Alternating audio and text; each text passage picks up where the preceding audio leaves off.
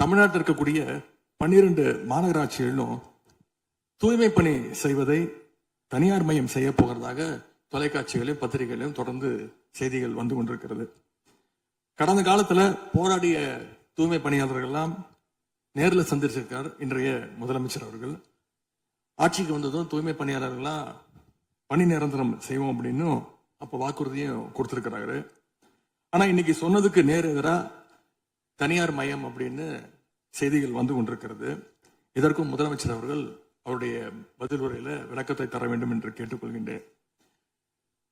பேரவைத் தலைவர் அவர்களே, சும்மா சொல்லக்கூடாது.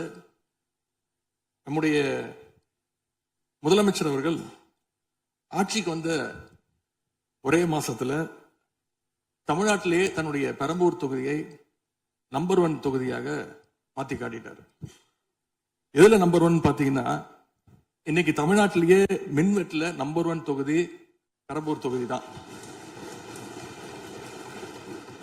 அதுவும் ஆளுங்கட்சிக்காரங்க என்ன தெரியுமா பேசிட்டு இருக்காங்க, அண்ணன் பவருக்கு வந்தா தமிழ்நாடு மாறும்னு பார்த்தோம், ஆனா அண்ணன் கைக்கு பவர் வந்த நாள்ல இருந்து தமிழ்நாட்டுக்கே பவர் போயிடுச்சு அப்படின்னு இன்னைக்கு ஆளுங்கட்சிக்காரர்கள் பேசிட்டு இருக்காங்க. நம்முடைய மின்சாரத்துறை அமைச்சர் 2 நாட்கள் பொறுமையா இருங்க, 2 நாட்கள் பொறுமையா இருங்கன்னு சொல்லும் போது எனக்கு அடுத்த 2 நாட்களுக்கு தமிழ்நாட்டில் மின்சாரம் இருக்குமா இல்லையா, இல்ல நாங்க எல்லாமே பொறுமையா இருக்கணும்னு அதை சிம்பாலிக்கா சொல்றாரா அப்படிங்கிற சந்தேகம் எனக்கு இருக்கு.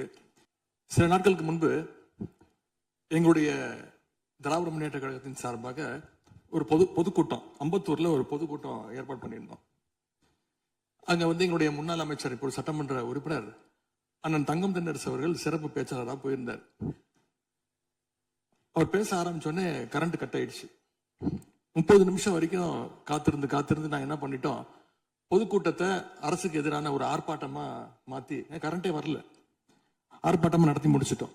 முன்னெல்லாம் புயல் மழை நேரத்துல ஸ்கூலுக்கு லீவ் விடுவாங்க. ஆனா இந்த ஆட்சி அமைஞ்ச பிறகுதான் முதல் முறையா கரண்ட் இல்லைன்னு ஸ்கூல்ஸ்க்கு லீவ் விட ஆரம்பிச்சிருக்காங்க. சென்னை, பெரம்பூர் மற்றும் வியாசர்பாடியில கடந்த ஜூன் 9ஆம் தேதி அன்னைக்கு 4 தனியார் பள்ளிகளுக்கு கரண்ட் இல்லைன்னு லீவ் விட்டாங்க. முன்னாடி மழை வர்றப்பெல்லாம் ஸ்கூல் பசங்க டிவி ஆன் பண்ணி இன்னைக்கு ஸ்கூல் இருக்கா இல்லையான்னு தெரிஞ்சுப்பாங்க. ஆனா இப்பெல்லாம் டிவி ஆன் பண்ண முடியலன்னு தெரிஞ்சுக்கிறாங்க, சரி இன்னைக்கு கரண்ட் இல்லை, இன்னைக்கு ஸ்கூல் லீவ் தான் அப்படின்னு. ஒரு மிகப்பெரிய ஒரு அட்வான்ஸ் டெக்னாலஜி இந்த அரசு உருவாக்கி இருக்கு. எதிர்கட்சியான எங்க பொதுக்கூட்டத்துல தான் பவர் கட் ஆகுதோன்னு நான் கூட நினைச்சிட்டு இருந்தோம், வருத்தப்பட்டோம். ஆனா அமைச்சரவையில இடம்பெற்றிருக்கக்கூடிய விடுதலை சிறுத்தைகள் கட்சியுடைய தலைவரான அண்ணன் திரு தொல் திருமாவளவன் அவர்களும் பவர் கட்ல பாதிக்கப்பட்டிருக்கிறார். விடுதலை சிறுத்தைகள் கட்சியுடைய தலைமையகத்துக்கு முன்னாள் ஒன்றிய அமைச்சர் முன்னாள் அமைச்சர் அண்ணன் ப சிதம்பரம் அவர்கள் போயிருக்காரு. ஒரு உள்ள போனோடனே கரண்ட் கட் ஆயிடுச்சு. கிட்டத்தட்ட 1 மணி நேரம் 2 பேரும் இருட்டிலே உட்காந்து பேசியிருக்கிறாங்க. கரண்ட் வருமா வராதான்னு ஏசி ஓடல, வேர்த்து கொட்டி 2 பேரும் பேசிட்டு இருந்திருக்காங்கன்னு அண்ணன் திருமா அவர்களே பதிவு போட்டிருக்கிறார். இந்த ஆட்சியில தமிழ்நாட்டுடைய தலைநகரத்துக்கு இதுதான் நிலைமை. பவர்ல ஷேரிங் கொடுத்த ஆளுங்கட்சியால அவங்க அமைச்சரவையில் இருக்கக்கூடிய கட்சியுடைய அலுவலகத்துக்கு பவர் கொடுக்க முடியாம இன்னைக்கு தடுமாறிட்டு இருக்கிறாங்க. ஏன் இன்னும் சொல்ல போனா 2 நாளைக்கு முன்னாடி ஆளுங்கட்சியோட ஹெட் ஆபீஸ்லயே கரண்ட் கட் ஆயிடுச்சு. அப்போ அங்க வந்தவங்க எல்லாம் ஆளுங்கட்சியா இருந்தும் பனையூர்லயே பவர் இல்லையேன்னு புலம்பிட்டு போனதாக தகவல் வந்திருக்கு. ஆக மொத்தம் இன்னைக்கு தமிழ்நாடு லிட்டரலா ஒரு இருட்டுல மூழ்கி கிடக்குது. இந்த ஆட்சிக்கு வெளியில இருந்து ஆதரவு கொடுக்கக்கூடிய மார்க்சிஸ்ட் கம்யூனிஸ்ட் கட்சியை சேர்ந்த எழுத்தாளர் திரு ஆதவன் தீட்சணே அவர்கள் ஒரு பதிவு போட்டிருக்கிறார். என்ன தெரியுமா எழுதியிருக்கிறாரு, கேரியரின் உச்சத்தில் ஆரம்பித்து டிஃபன் கேரியர்ல போய் நின்று இன்னைக்கு ஃபியூஸ் கேரியர்ல முடிந்திருக்கக்கூடிய ஆட்சி அப்படின்னு திரு ஆதவன் தீட்சணே எழுத்தாளர் மார்க்சிஸ்ட் கம்யூனிஸ்ட் கட்சி அவர் சேர்ந்தவர் பதிவு போட்டிருக்கிறார். பவர் கட்டுக்கு இவங்க சொல்ற காரணங்கள் எதையுமே மக்கள் ஏத்துக்கலன்னு தெரிஞ்சதும் இவங்களோட வழக்கமான ஒரு ஆயுதத்தை கையில் எடுத்துட்டாங்க. என்ன தெரியுமா அது ஆயுதம், எல்லாத்துக்கும் திமுக தான் காரணம் அப்படின்னு சொல்றது. இப்ப பவர் கட்டுக்கும் திமுக தான் காரணம்னு சொல்ல ஆரம்பிச்சுட்டாங்க. இப்படி பழி போடுறதுல காட்டுற வேகத்தை பவரை மீண்டும் கொண்டு வரதுல காட்டினா கொஞ்சம் சிறப்பா இருக்கும். எங்க ஆட்சியில ஏற்படாத மின்வெட்டு இந்த ஆட்சியில தொடர்ந்து இவ்வளவு அதிகமாக ஏற்பட என்ன காரணம்? அரசுடைய நிர்வாக திறமையின்மையா இல்ல உண்மையிலேயே ஏதாவது டெக்னிக்கல் இஷ்யூஸ் இருக்கா? அப்படி ஏதாவது இருந்தா அதை தீர்க்க இந்த அரசுக்கு இன்னும் எத்தனை நாள் தேவைப்படும்? இந்த நிலைமை தொடராம இருக்க என்ன நடவடிக்கை எடுக்க போறீங்கன்னு முதலமைச்சர் அவர்கள் தன்னுடைய பதிலுரையில சொல்லணும். ஒரே ஒரு ஆறுதல், ஒரே ஒரு மகிழ்ச்சியான செய்தி என்னன்னா, ஆளுநர் உரையின் பொழுது சட்டமன்றத்துல பவர் கட் ஆகல. அதுக்கு இந்த அரசை பாராட்டலான்னு நான் நினைச்சேன்.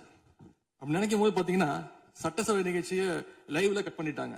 இன்னைக்கு லைவ்ல வந்துட்டு இருக்கா அப்படின்னு எனக்கு தெரியல, கொடுத்திருக்கிறதா சொன்னாங்க. தேர்தல் பிரச்சாரத்தின் போது முதலமைச்சர் சொன்னாரு, எனக்கு இன்னொரு ஜென்மம் இருந்தா நான் விவசாயியா பிறக்கணும்னு ஆசைப்படுறேன்னு முதலமைச்சர் சொல்லியிருக்கிறார். ஆனா இன்னொரு பக்கம் விவசாயிகள் மேல தடியடியும் நடத்தி இருக்கீங்க. விவசாயியா பிறக்க இன்னொரு ஜென்மம்லாம் தேவையில்லை, எப்ப நினைச்சாலும் போய் விவசாயி ஆயிடலாம்.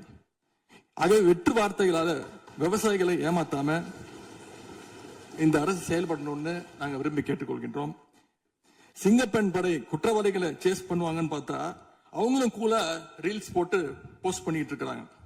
மன்னன் எவ்வழி மக்கள் அவ்வழின்னு சொல்லுவாங்க. அதை சிங்கப்பெண் படை ஃபாலோ பண்ணுதோன்னு மக்களுக்கு சந்தேகம் வந்துருச்சு. To remain silent in the face of evil is itself evil அப்படின்னு ஒரு பழமொழி உண்டு.